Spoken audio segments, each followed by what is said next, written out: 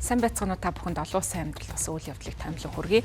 Америкийн нэгдсэн улсын зүгээс Хятадаас ирүүлж байгаа бараа бүтээгдэхүүнд 104% татвар ногдуулна гэдэг мэдээллийг хийсэн байна. За энэ хүү шийдвэр нь лав гарагаас эхлээд орон нутгийн цагаар бол хэрэгжиж эхэлнэ гэдгийг цагаан ордны хэвлэлийн төлөөлөгч мэдгдсэн байна. За цагаан ордны хэвлэлийн төлөөлөгч Каролин Левит энэ хүү мэдээллийг мегмар гарагт хийсэн. За тэгээд Трампын хувьд бол эхлээд харилцсан тарифын багцын хүрээнд бүгд найрамд Хятад ард улсад лав гарагаас 34% татварыг ногдуулах байсан. Гэвч бол мегмар гарагийн үд дунд гэхэд Америкийн нэгдсэн улсын бараа бүтээгдэхүүнд Хятадаас ногдуулах 34% гайлын татварыг ногдуулна гэсэн шийдвэрээ Хятад улс буцаагаагүй. Тийм учраас Дональд Трамп импортын татвараа дахин 50%-аар нэмэгдүүлж нийтдээ 84% татвар ногдуулсан байна. За мөн бүгд найрамд Хятад ард улс 7 төрлийн газрын хавар элементийн экспортыг хязгаарлах шийдвэр гаргасан байна. За энэхүү газрын хавар элементтэй холбоотой асуудлууд нь дэлхийн батлан хамгаалах, цахилгаан эрчим хүч, за тэгээд цахилгаан автомашин, электроникийн салбарт ашигладаг 17 элементийг бол газрын хавар элемент гэж нэрлэдэг. За тэгээд дэлхийн газрын хавар элементийн 90 орчим хувийг бол бүгд найрамд Хятад ард улс үйлдвэрлэдэг юм байна. За энэхүү арга хэмжээнд зарласан өдрөөс хүчин төгөлдөр болж хэрэгжиж байгаа юм байна. За энэ газрын хавар элементийг экспортыг хязгаарлах шийдвэрийг өнгөрсөн баасан гарагт зарласан. За энэхүү баасан гарагт зарласан газрын хавар элементийн хязгаарлах чагсаалтанд орсон газрын хавар элемент нь самари, гадолины, терби, диспероси, литици, сканди, итрум гэсэн ийм 7 элемент байгаа юм байна.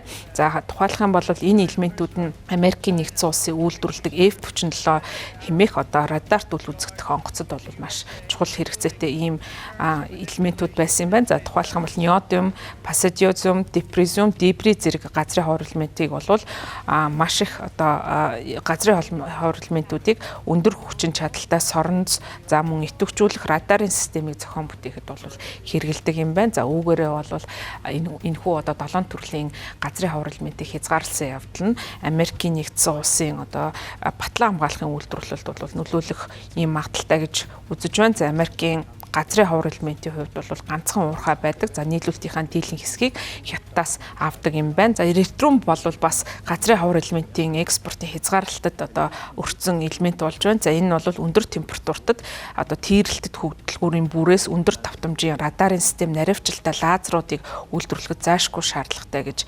үздэг ийм элемент юм байна. За тэгээд дээрэс нь энэ бол бас онгоцны турбин, мөн дулааны халаалтын бүрээс зэрэг онгоцны хөдөлгүүрийг нислэгийн дундуур хайлгаас сэргийлэх ийм багад төхөөрөмжүүдийг бүтээхэд бол хэрэглэгддэг гэдгийг Newsweek Америкийн судалгааны хүрээлэнгийн мэдээлэлд бол онцолсон байна. За мөн Америкийн Конгрессийн судалгааны албаны мэдээлснээр Америкийн нэгдсэн улс газрын хавар элементийн 5 орчим хувь нь батлан хамгаалах үйлдвэрлэлд зарцуулж энэ зорилгоор бол гадны улсаас бол газрын хавар элемент авдаг юм байна. За мөн эдгээр газрын хавар элементүүдийг батлан хамгаалах салбараас гадна иргэний үйлдвэрлэлд бол ашигладаг. Тухайлх юм бол оптик, лазер, радарын төхөөрөмж, салхин турбинд зориулсан өндөр хүчин чадалтай соронц, тийрэлтэд хөдөлгүүрийн бүрээс харилцаа холбоо бусалт төвшөлтөд технологиуд ашигладаг гэдгийг Bloomberg баасан гарагт бас мэдгдсэн байна. Мегмар гарагийн өглөө бол Америкийн худалдааны яам Хятадын барааны импортын бүтээгдэхүүнд 50% нэмэлт татвар ногдуулсныг эрс эсэргүүцэж байгаагаа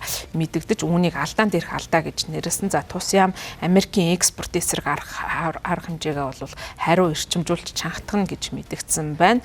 За Трампын хувьд бол өнгөрсөн 2 дугаар сард Америкийн бүх бүтээгдэхүүнд 10% татварыг ногдуулсан. За үүнийг бол ногдуулахгүй шалтгаанаа бол бүгд найрамд Хятад ард улс хууль бус цагаачлалыг далдуур дэмждэг. За мөн Америкийн нэгдсэн улс фентанил зэрэг мансууруулах бодис оруулж ирэхэд бол өвөр оройл гүйцэтгэдэг гэдэг шалтгаанаар бол энэ татварыг нэмэх үндслээ тайлбарлаж байсан. За ингээд бол дараагаар нь өнгөрсөн сард бол энэхүү хувь хэмжээг 2 дахин нэмэгдүүлсэн. За ингэсэд улмаар бол энэхүү тарифын хоорондын худалдааны дайм бие бинийгээ тарифаар зохих ийм үйл ажиллагаа бол ирчимдсэн. За тухайлх юм бол Трампын засаг захиргаа 2018 онд Хятадын импортын нарны хавтамд бол 30% татвар ногдуулсан.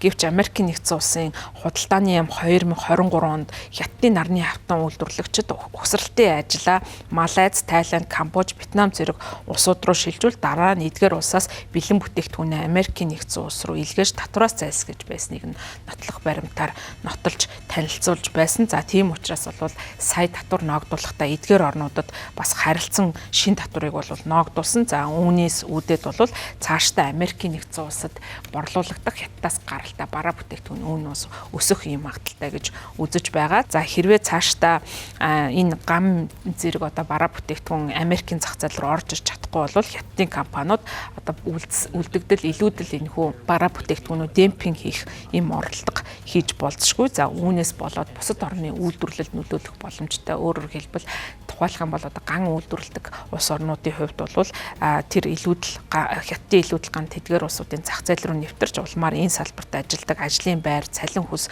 зэрэг олон зүйлүүдэд бол нөлөөлөх боломжтой гэж үзэж байгаа. За дээрэс нь бол хятадын хувьд маш одоо аж үйлдвэрт чухал хэрэгцээтэй гол одоо түүхийн идүүдийг бүтээгдэхүүн бараануудыг бол боловсруулж дэлхийн зах зээлд бол нийлүүлдэг. За тухайлах юм бол цэс болон литигээс ахуулаад олон төрлийн аж үйлдвэрийн чухал металлуудыг боловсруулж цэвэршүүлж одоо үүнийг нь бол нийлүүлэлтийн гинжин шилхэнд бол чухал үүрэг гүйцэтгэдэг. За энэ мэдээжийн хэрэг Америкийн нэгдсэн улс болон бусад улсын худалдаа үйлдвэрлэлд бол нөлөөлөх боломжтой гэж эдийн засгчид үзэж байгаа юм байна.